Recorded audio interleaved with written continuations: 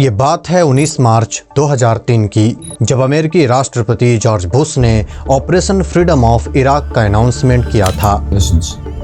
At this hour, American and coalition forces are in the early stages of military operations to disarm Iraq, to free its people, and to defend the world from grave danger. On my orders, coalition forces have begun striking selected targets of military importance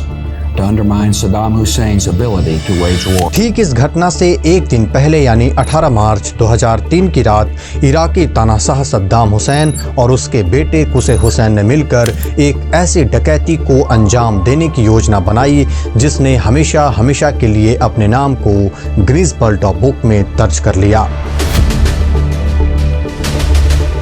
तो आइए नंदन शर्मा के पहले episode में इस डकैती की अंजाम की पूरी दास्तान को जानते हैं। While the world held its breath, a crime of unprecedented scale was unfolding. Nearly $1 billion vanished in the dead of night from the Central Bank of Iraq. It was the largest cash heist in history.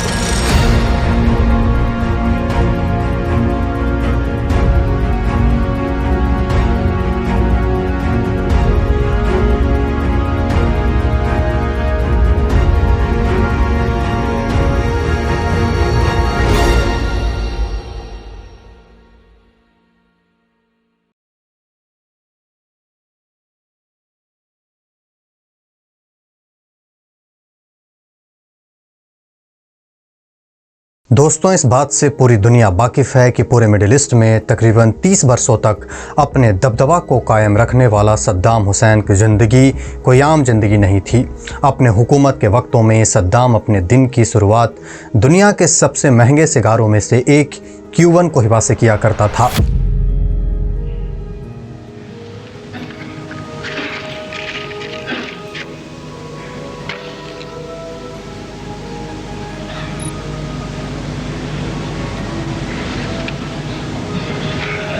شلون نتصرف ويا الخونة بالنوايا.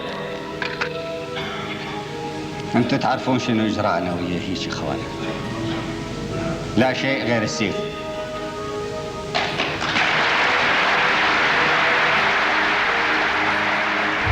भले ही उसके अपने पड़ोसी देशों से billions of dollar का कर्ज हो, लेकिन इसके बावजूद भी सद्दाम और उसके परिवार की शान शौकत यूं ही बरकरार चल रही थी। एक रिपोर्ट के मुताबिक सद्दाम ने पूरे इराक में 100 से भी ज़्यादा शानदार महलों का निर्माण अपने परिवार और ख़ास समर्थकों के लिए करवाया था, जिसमें केवल इराक कैपिटल बगदाद में ही सद्दाम के कई महल थे। लेकिन रिपब्लिकन पैलेस सद्दाम और उसके परिवार के लिए सबसे खास महलों में से एक था। इस पैलेस में हैरतअंगेज तौर पर 100 से भी ज़्यादा कमरे थे, जिसके फर्श पे बेशकीमती फारसी कालीनों का एक खूबसूरत परत था, जिसके साथ साथ antique furnitures, ancient and latest art work और अंत में एक शानदार झूमर कमरे की शान शौकत में 4 चांद लगाने का काम करती थी। इसके अलावा इस पैलेस में fittings rooms, private cinema hall, swimming pool और एक खूबसूरत बगीचे के साथ साथ 5 वक्त की नमाज अदा करने के लिए एक निजी मस्जिद भी बनवाई गई थी। अगर हम बात करें सद्दाम और उसके फैमिली की कार कलेक्शन की, तो सिर्फ सद्दाम के बड़े बेटे उदय हुसैन के पास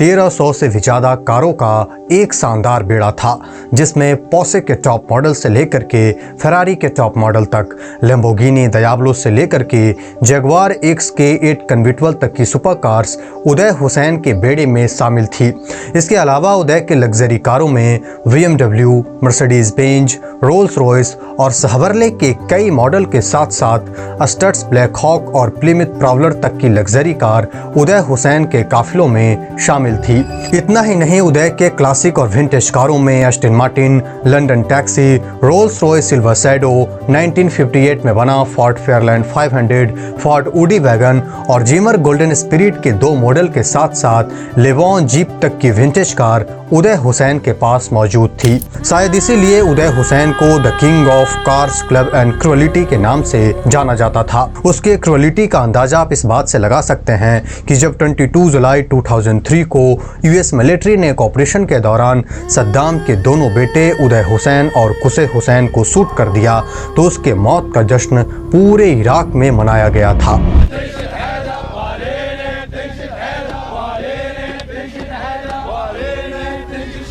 लेकिन सबसे अहम बात यह है कि इन तमाम कारों के काफिले में मर्सिडीज बेंज सद्दाम की सबसे पसंदीदा कारों में से एक थी और इसके अलावा भी सद्दाम के पर्सनल एसेसरीज और एसेट में दुनिया की नायाब घड़ियां, सुनहरे कारतूस, एक पर्सनल जू, पूरे इराक में कई रिजॉर्ट, कई हज़ारों एकड़ ज़मीन और अंत में बोइंग 747 जंबो जेट के साथ साथ एक लग्जरी याट जिसे अल कदासियत सद्दाम के नाम से जाना जाता था। और यहाँ तक की कहानी सद्दाम और उसके परिवार की शान शौकत की ये शानदार जखीरों की दास्तान को पेश करती है। लेकिन अब हम सब कहानी के सबसे खास लम्हों में चलेंगे।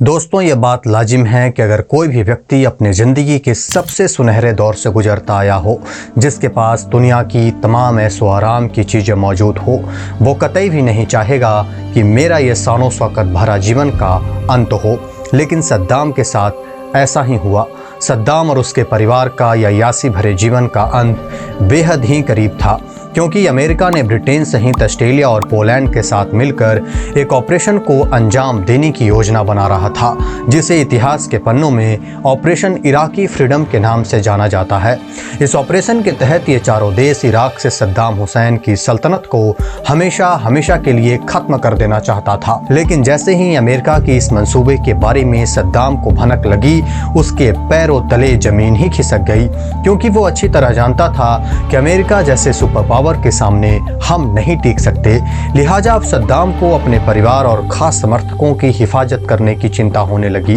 वो परिवार और खास समर्थक जो अब तक अपने ज़िंदगी में एक लैविश लाइफ स्टाइल को जीते आए थे, और इसीलिए सद्दाम हर सूरत में अपने इस लाइफ स्टाइल को मेंटेन रखना चाहता था, जिसके लिए उसे एक बहुत बड़े रकम की तलाश थी, ताकि वो इराक की सत्ता से हटने के बावजूद भी वो अपनी आगे की ज़िंदगी को ऐशो आराम के साथ बिता सके, ठीक उसी तरह जैसे भारत के करप्ट पॉलिटिशियन अपनी ज़िंदगी को बिताते हैं। अभी हाल में ही एक खबर आई है कि आंध्र प्रदेश के पूर्व सीएम जगन मोहन रेड्डी ने तकरीबन 500 करोड़ की लागत से एक महल का निर्माण करवाया है। तो वहीं दिल्ली के पूर्व सीएम अरविंद केजरीवाल ने भी एक शीश महल का निर्माण करवाया है। और रही बात बिहार की, तो उसका कोई मुकाबला नहीं। चाहती हूँ, संसद में जब लोकपाल के ऊपर चर्चा चल रही थी तब आप सो क्यों गए थे?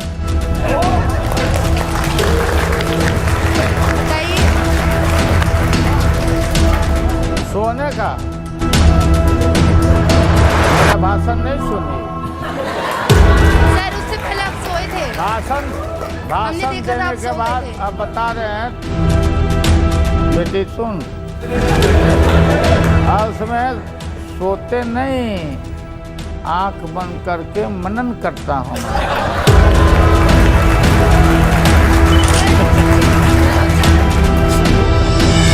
हाँ, तो सद्दाम भी यही चाहता था कि इराक में अमेरिका की सत्ता आने से पहले पहले ही हम एक बड़ी रकम के साथ इराक से फरार हो जाएं और अपनी आगे की ज़िंदगी को ऐशो आराम के साथ बिता सके। और उसकी यही चाहत ने उसके जहन में एक शैतानी ख्याल को जन्म देती है।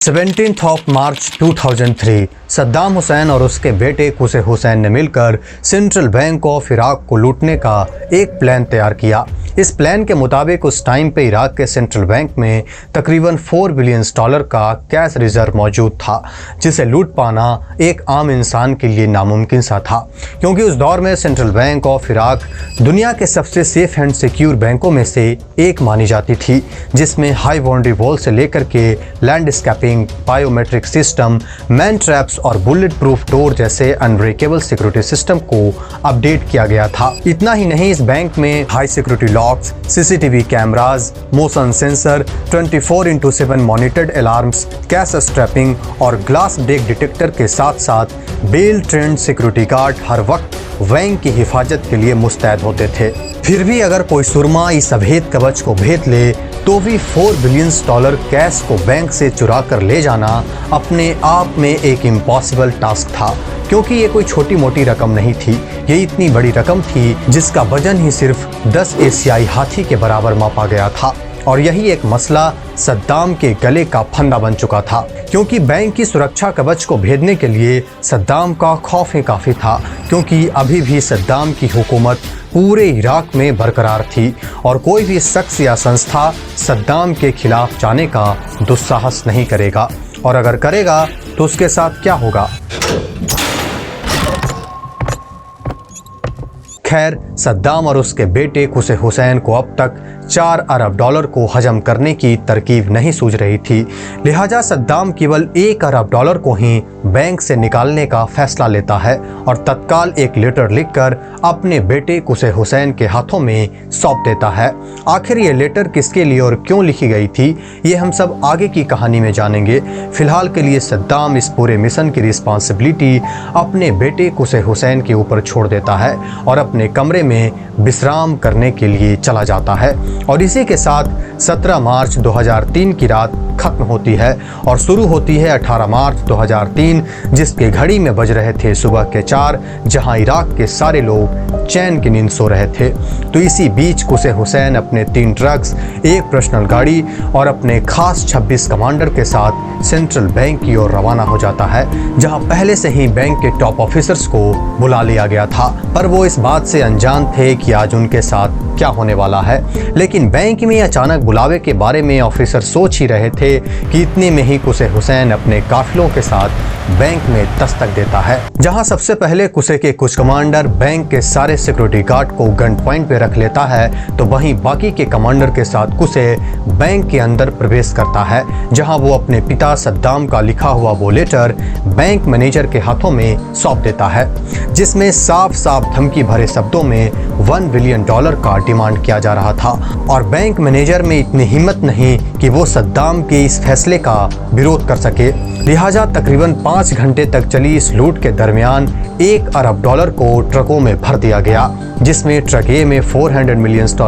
तो वहीं ट्रक बी में $250 मिलियन, तो वहीं ट्रक सी में $350 मिलियन को प्लान के मुताबिक लोड किया जाता है। और अब इन तीनों ट्रकों को अपने सुनिश्चित स्थान तक पहुंचाना था, जिसमें ट्रक ए को सद्दाम के रिपब्लिकन पैलेस की ओर रवाना कर दिया जाता है, जो कि सेंट्रल बैंक से महज 3 किलोमीटर दूर था, तो वहीं ट्रक बी को सीरिया के अल कैम बॉर्डर की ओर भेज दिया जाता है, जो कि इराक कैपिटल बगदाद से 400 किलोमीटर दूर था। और रही बात ट्रक सी की, तो उसे सद्दाम के होम टाउन तिक्रित की ओर भेज दिया जाता है, जो कि बगदाद से 180 किलोमीटर दूर था। और इसी के साथ इन तीनों ट्रकों को महफूज तरीकों से गायब कर दिया जाता है। लेकिन ये कहानी यहीं पे समाप्त नहीं होती है, इसकी एक पहलू और है, जहां 20 मार्च 2003 को अमेरिका ने इराक पे अटैक कर दिया और महज 6 दिनों के भीतर ही पूरे इराक को फतह कर लिया।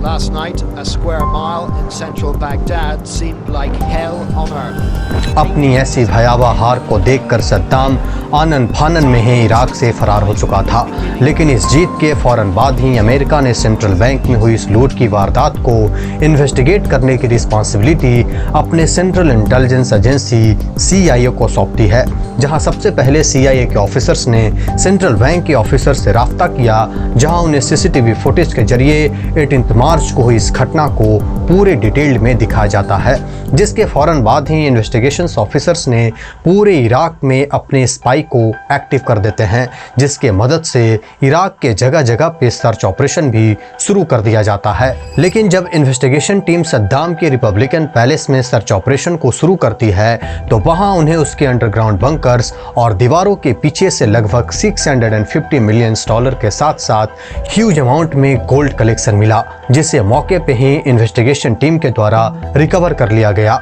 लेकिन यहाँ एक चौंकाने वाली बात सामने आई कि 18 मार्च की सुबह जब ट्रक ए सेंट्रल बैंक से सद्दाम के रिपब्लिकन पैलेस की ओर रवाना हुई थी, तो उसमें केवल $400 मिलियन ही थे, तो बाकी के $250 मिलियन कहां से आए। तो इस मसले से निपटने के लिए CIA के ऑफिसर्स ने सद्दाम के रिपब्लिकन पैलेस से रिकवर हुई रकम को सेंट्रल बैंक के करेंसी नंबर डाटा से मैच करना शुरू किया। लिहाजा $400 मिलियन तो बैंक डाटा से मैच खा गए, लेकिन बाकी के $250 मिलियन का बैंक डाटा में नामो निशान नहीं था। लिहाजा इन्वेस्टिगेशन ऑफिसर्स ने यह फैसला किया कि बाकी के $250 मिलियन और रिकवर हुई huge amount of gold Saddam ने पहले से ही इस महल में छिपा रखा था। और इसी के साथ इराक कैपिटल बगदाद में CIA ऑफिसर्स का यह पहला सर्च ऑपरेशन सफल हुआ और अब उनकी तलाश थी ट्रक B की, जिसे सीरिया के एल कैम बॉर्डर की ओर भेजा गया था। इस पूरे सर्च ऑपरेशन को काफी सीक्रेटली तौर पे पूरे सीरिया के जगह जगह पे